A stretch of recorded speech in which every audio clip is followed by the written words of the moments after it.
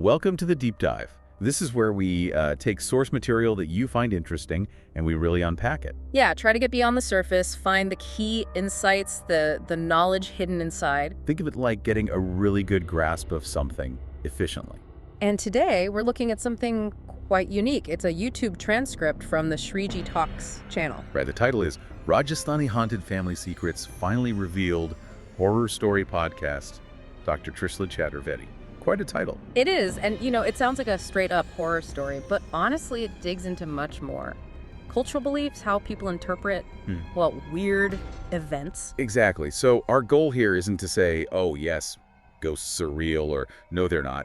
It's more about understanding the story as told in the transcript. Looking at the cultural backdrop in Rajasthan, getting my perspective maybe on some of the elements involved. Yeah, and the source is really personal anecdotes, beliefs shared in that video. So let's jump in. Okay, so the core story starts in Rajasthan. We're talking the 1990s. There's this middle-class family, 3 daughters, and the main thing on their mind is getting the eldest daughter married. And we need to remember how finding a match worked back then. Not like today with apps and websites. No, it was all word of mouth, family networks, and often a mediator, in this case, a pandit. A pandit's sort of a respected community figure, right? Yeah. And here, he's involved in suggesting matches, looking at horoscopes. Exactly. And this pandit, he looks at the eldest daughter's horoscope and finds something, alarming. Alarming how? He says there's a shadow or some kind of entity, he claims, attached to her, and even more concerning that it's living in their house. Wow, okay. And the family's reaction? Initially, disbelief. I mean, they hadn't noticed anything overtly spooky or supernatural themselves, so they're skeptical. Makes sense. So at this point, the entity isn't like throwing plates or anything? Apparently not. According to the pandit, it's more of a latent presence, but he gives this stark warning. Which is? If she gets married while this thing is attached, it won't just go away. It becomes a permanent part of her life and could potentially harm her future husband, her new family. A lifelong companion, basically. That's quite a thing to be sold. It is. And then he points to certain things in the house as proof. Signs of this entity. Okay, like what kind of signs? Persistent termite problems.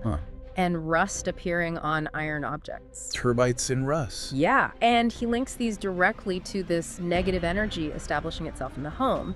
It taps into cultural beliefs about omens, things that seem mundane but are interpreted as signals. But hang on, didn't the transcript mention another angle on the rust thing? Something astrological? It did, yeah.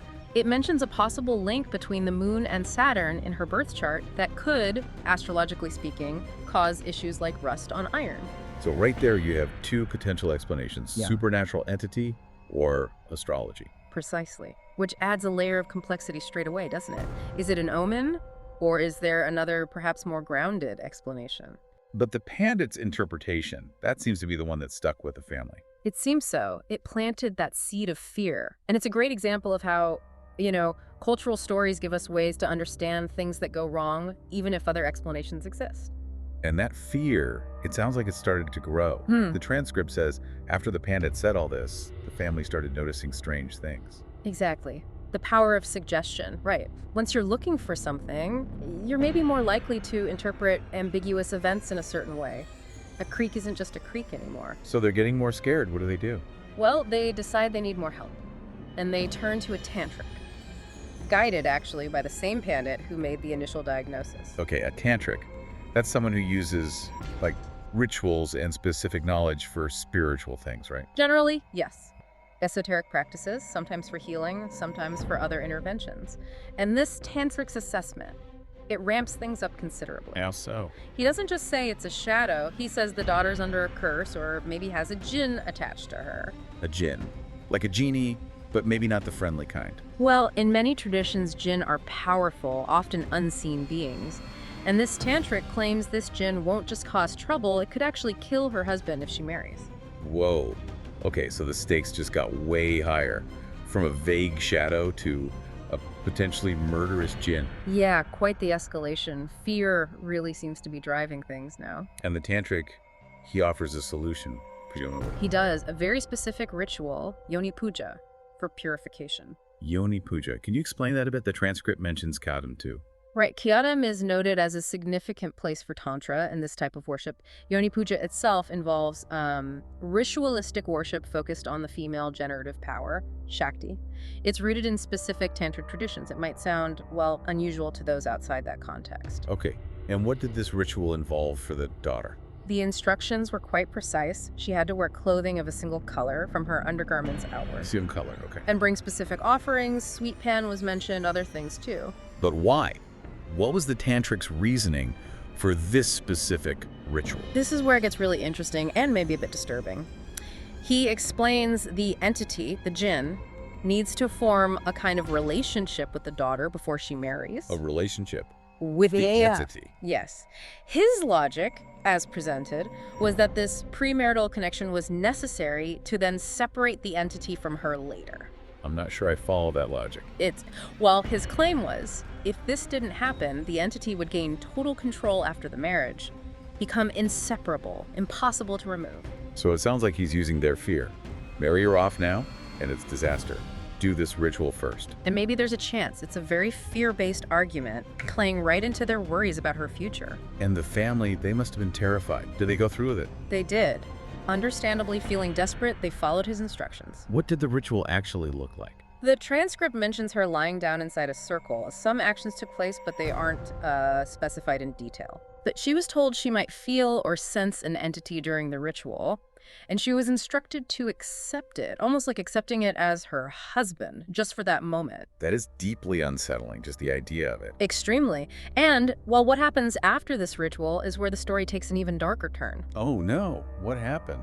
The transcript describes really dramatic, frightening changes in the daughter's behavior. Changes like? Sudden, violent outbursts, things like throwing a heavy cooker, a pressure cooker, at the television. Goodness. Hitting her own head against walls, just completely uncontrollable episodes, apparently. The family couldn't manage her during these times. That sounds less like a shadow and more like something else entirely. Incredibly distressing for them. Absolutely. And then there's this one really chilling incident described. Go on. She apparently lured her younger sister to an empty house nearby. Oh, that's scary. And her appearance was described as changed, different. The family was terrified for the younger sister's safety. Why particularly the younger sister?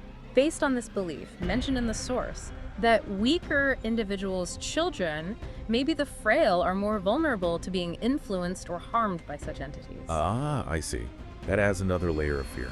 It really does. This belief that vulnerability attracts negative forces. So at this point, the family must be absolutely beside themselves. The ritual didn't work, or it made things worse. It certainly seems things got worse. Their desperation is palpable in the narrative. They start seeking help everywhere. Where did they go? They visited mazars. Those are shrines, tombs of holy figures where people often go for blessings or help. Okay. And also Mendipur Balaji, which is a very famous temple in Rajasthan, specifically known for dealing with spirit possessions and negative energies. So trying more conventional spiritual avenues now. Exactly. But then another figure enters the story, a family member who is described as being an expert in these kinds of matters. Ah, someone from within the family. Yes, and this person offers a completely different perspective on the whole situation. Different how? What was their take? Their assessment was absolutely critical. They basically said the daughter wasn't afflicted by anything before she went to that tantric. Wait, really? So the initial pandits diagnosis, the rust, the termites, none of that was real, according to this expert. Or at least not caused by an entity attached to the daughter. This expert directly contradicts the tantric and the initial assessment. Okay, so if there was no entity before, what does this family expert think happened with the tantric? This is the really disturbing theory they put forward. They suggested the tantric wasn't trying to help the girl. He wasn't. Then what? They believed he was trying to increase his own occult power, and to do that, he deliberately attached an entity to the girl himself. Right, you attached it how? Why? The theory presented is that the entity needed something in return for its service to the tantric, a kind of payment. And the payment was the girl. That's the claim. A karmic exchange, the transcript calls it. The girl herself was the price for the entity working for the tantric. That's horrifying. So the promise of a temporary connection during the ritual Was a lie, according to this expert. A deception. The entity didn't just connect temporarily, it became permanently attached and gained control over her. And this expert even mentioned something about the entities having desires. like alcohol. Yes, the belief being that these controlled entities still have their own needs or vices. Alcohol was the example given, and the tantric, the controller, would have to provide for them. It paints a picture of the tantric as manipulative, exploitative almost. That's certainly the implication of this family expert's perspective, a very dark interpretation of events. Wow. This whole narrative then spirals into a broader discussion in the transcript, doesn't it? About spirits in general. It does. It brings up the idea that spirits, if they stay in their realm for a very long time, don't just suffer or remain lost. What then? They can apparently gain knowledge, even learn occult powers, which challenges that common image of ghosts as just, sad and wandering. So like spiritual development, but maybe not in a good way. Learning dark arts. Something like that. The transcript suggests a kind of progression or accumulation of power within the spirit world itself. It's not static. Are there examples given? Yeah, analogies are used, like a snake supposedly gaining a mystical jewel, a mani, after living for 100 years. Okay. Or a witch, a dayan, gaining shape-shifting abilities after existing in that form for a long time. The idea is that power accumulates with time, existence in a certain state, even for non-physical entities. So spirits might need to level up to actually interact with or harm the living. It takes time and power. That seems to be the concept presented, yes. They need to increase their power over time. It also touches on liberation, suggesting that if a spirit finds release, its accumulated power might dissipate. Fascinating. And it also got into how spirits get new bodies, right? Connecting it to karma. It did.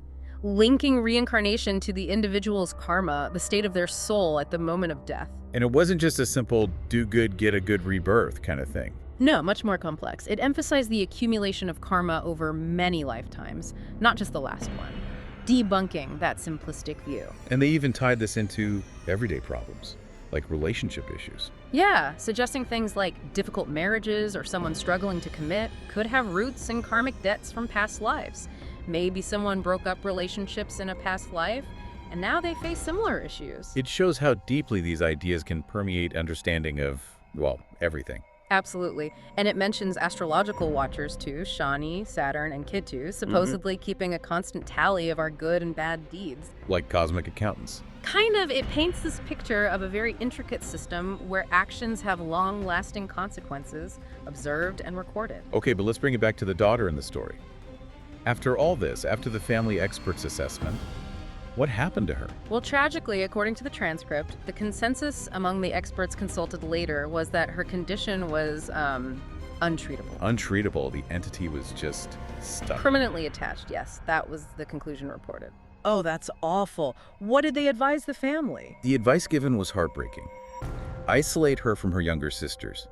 To protect them, presumably from the entity's influence or potential harm. Isolate their own daughter. And the story concludes with her eventually passing away while living in an ashram. An ashram, like a spiritual retreat or hermitage. Yes. The implication, reading between the lines of the transcript, is that the entity ultimately took her. A very grim ending. It makes you wonder, doesn't it? In these systems of belief, is there always a counter-ritual? Is every occult practice reversible? That's a key question. The expert mentioned in the transcript emphasizes the critical importance of early intervention. Meaning if they'd sought the right help sooner. Maybe things could have been different. But there's also this strong cautionary note about disbelief, about the dangers of dismissing warnings or delaying action when faced with such phenomena. They mentioned recent cases. Yeah, referencing other situations where people apparently ignored warnings about similar issues, and it ended tragically with deaths occurring. It serves as a stark warning within that belief system. So let's just quickly recap this deep dive. We've journeyed through this really intense story from Rajasthan.